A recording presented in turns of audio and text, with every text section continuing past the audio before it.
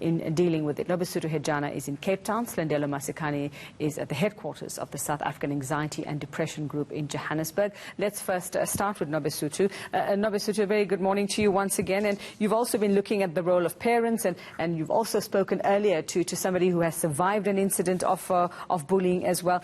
Who are you talking to now? Well, Yuveka, parents do say that it is a partnership between the school and the parents to ensure that children, they do go to a learning environment that is conducive. And just to find out about the cases and what schools are doing to ensure that children do feel safe in school, I do have the principal and the deputy principal of Zwazinsveg. I'm joined by Chandre Otto. Ms. Otto, can you just tell us about the cases? How many times do these cases get reported in the school? Nobesuthu, thank you very much. Good morning to everyone. So on average at Zwazinsveg High School, I'd say we have 2 or 3 cases per year. We try hard to create an environment where our children feel safe enough to come and disclose when they are being bullied. And at our school, every allegation, every report of bullying is taken very seriously. Our very latest case was a case of cyberbullying amongst our junior learners, and the young lady involved did feel brave enough to come forward. We have a protocol that is followed at our school in terms of our code of conduct. So in addition to the possibility of a detention being awarded to a child for bullying, we have had an internal hearing in the latest case for one of the perpetrators involved, and then a school governing body hearing for the second perpetrator involved. It depends on the culpability of each learner. But the cases are taken seriously and they are dealt with according to the South African Schools Act and our school code of conduct. And obviously, Anushka, you are the head of discipline in the school. Can you just take us through to the programs that you currently run to ensure that learners are safe in school? Oh, certainly, thank you. So learner safety is probably what schools have to function at the most. You know, children are entrusted to us on a daily basis. Learning to listen to them is incredibly important. About 3 weeks ago, the WCED launched an anti-bullying campaign, which of course Zwazinsveg High School took up wholeheartedly. We launched it in all of our homeroom classes, our language classes as well. Our children signed a pledge to indicate they were completely opposed to bullying of any sorts. It was in that week where we had some off-campus cyber, WhatsApp and TikTok in particular. The children love TikTok. It's via those mediums in particular where we're struggling the most, because children don't always realize, you're taught to speak every single day. Someone speaks into how do you speak, how do you conduct yourself. Social media is a dangerous one because very seldom are you continuously educated in terms of what the correct behavior must be. So our program is both supportive and isolating. We try very hard to isolate the misbehaviors we don't like. That's the way I lead discipline. And then we also try to offer support through our counseling system, through our grade 8 system, through our homeroom team system, with the parents and with our school counselor as well. And how has been the reception from the parents? The parents are often very, very supportive. I mean, I don't think we can do what we do if we didn't have the parents' support. So the parents are very open to understanding, open to being educated as well. And it's a process. Social media is a brand new thing for a lot of us. Our children seem to be far more fluent than what we are at it as well. And so very often we are on the back foot and they're on the front foot. And so we have to be open and collaborative to make certain that we know how best to proceed. And all right, Ms. Otto, also, what role can parents play in ensuring that, although here at school there are strict rules that they need to follow, but then at home, because we live in different societies and many of our children or many of us are influenced by where we come from. So what role can parents play? I think it's incredibly important for the parent of the generation that we have at schools now to remain as plugged into their children as possible. We encourage our moms and dads, we need our moms and dads to be touching sides with their children regularly. How are things going? What's happening at school? What happened today? And it's through those conversations that our children start to feel more comfortable to share with parents the good and the bad stuff that they're going through. So I think it's incredibly important for parents to remain plugged in. The second thing that I think parents do need to do today, we need to know what our children's cell phones can do. As a parent, it is irresponsible of me to give my child a cell phone, give them access to social media, and I'm not aware of what is possible on the various platforms and with the cell phone that my child has. So we've got to kind of stay tech savvy, stay on top of things, and just have that global view of what's happening in the lives of our children. All right, thank you very much to the principal and the deputy principal of Zwanzinsveld. Well, Yuveka, they're saying that parents, they also need to play their part, as the school are also trying their best to ensure that children are safe by having their programs that are meant to, counsel and help many children. Nobesuthu Hejana, thank you very much. Well, let's head on over now to Silindelo Masikane. She's at SADAG's headquarters in Johannesburg. Slee, you've been speaking to, or survivors, as you like to call them, survivors of bullying have been speaking up. What have they actually been saying about their experiences and how they go on with life?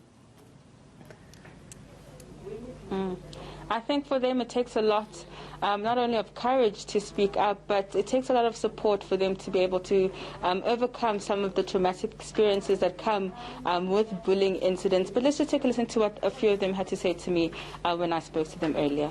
Hi, so this is my story. My name is Tara Babin. When I was younger and I was in primary school, I was bullied by my best friend. We had an argument on Snapchat, and she told me she regretted the day I was born, and she proceeded to tell me that she wishes I wasn't alive, and basically this kind of encouraged me to participate in harmful behaviors towards myself. At the time, it was very detrimental to me. It was very difficult for me because I thought that if my best friend doesn't like me, then how can I like myself? And I carried this with me for years and years, and I only recently learned how to deal with it after I matriculated. But my main message, I think I would say, is that the only person's opinion in this world who should matter is your own. You're the only person who knows who you are truly. You're the only one that knows how you feel about things, how you react to things, and you're the only person that matters in this world. So my best opinion, my most valuable opinion, is to always depend on yourself. No matter what's happening in this world, no matter how lonely you are, no matter what you're going through, the only person's opinion, the only person that should matter in your life, the only person's thoughts that should matter in life are your own, and you're the only person who's going to be there for yourself throughout everything. So always depend on yourself, because this person right here is the only person that matters, and your family. But this person right here is the only person that knows who you are truly inside and out. Well, see, we are constantly telling, our youngsters out there that there is support for you. There are organizations that you can call in and talk to, such as SADAG where you are. But what is the actual support that is out there for those who are battling, who are dealing, who are being bullied? Who's on the other end for them? Well, we're here to find that out, Yuveka. We are at the headquarters of the South African Depression and Anxiety Group, and as you can see behind me, they are hard at work taking those calls. It is an operation that works 7 days a week and 24/7. But to give us a sense of the type of calls that they're getting and the operation that they're running here, I am with the operations director, Ms. Chambers. Thank you so much for joining us. I know you recently told me that you just reopened the offices. Tell me about the kind of calls you're getting and the incidents that your call center agents are having to deal with. So we've been open throughout lockdown. We've been working online and remotely from home.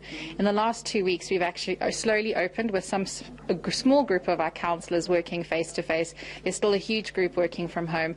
And thank goodness we did. This week has been incredibly difficult. We've heard some really traumatic stories, and we're getting so many calls. Our call centre is flooded with people reaching out for help. We've had to intervene at schools and deal with suicidal teens. And just there's a lot of people who are really battling and that need crisis intervention during these times. So once a call is taken, take me through what happens. So our counsellors are trained on doing telephone counselling. So we speak to them on the phone and we gather as much information as possible and really try to paint a picture as to what that person is dealing with. We get calls from all age groups from across the country for all different related issues, from trauma, GBV, depression, anxiety, and even bullying. We're able to then provide telephone counselling and help them over the phone, and then refer them to resources around the country, whether they're looking for hospitals, clinics, support groups, whatever's going to help that person in that time of need. And then we also do follow-up calls. What we do is we run the country's only suicide crisis helpline, so a lot of our calls are related to suicide interventions that we need to do. Are you able to take me maybe through some statistics that what you've seen over the past year, especially with the pandemic? So what we're seeing at the moment is we're getting on average just over 1,400 calls per day to our helplines, and we have over 180 volunteer counsellors who help us to man those lines 24/7. Since the start of lockdown, we've received over 500,000 calls to our helpline, and of that 100,000 were to our suicide helpline, were suicide related. So it is very concerning. That's just what we're seeing in the helplines. That doesn't count our emails and SMSs and social media. The need has grown exponentially. Our call volumes have doubled overnight. The need for mental health resources in South Africa, and especially during these times when we're hearing about all these stories, it's really key.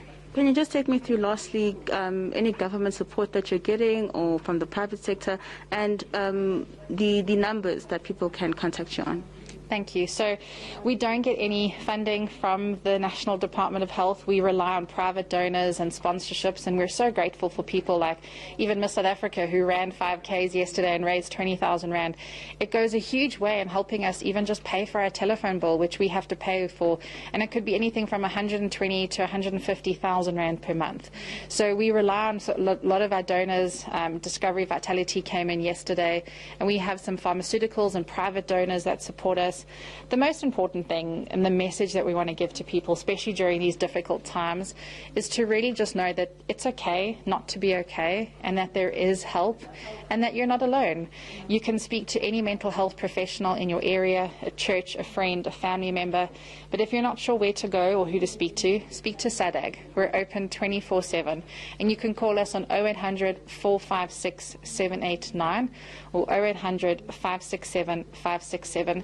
We also have a ton of information from WhatsApp lines to SMS to emails on our website at sadag.org. The most important thing is to get help. Thank you so much, Ms. Davis.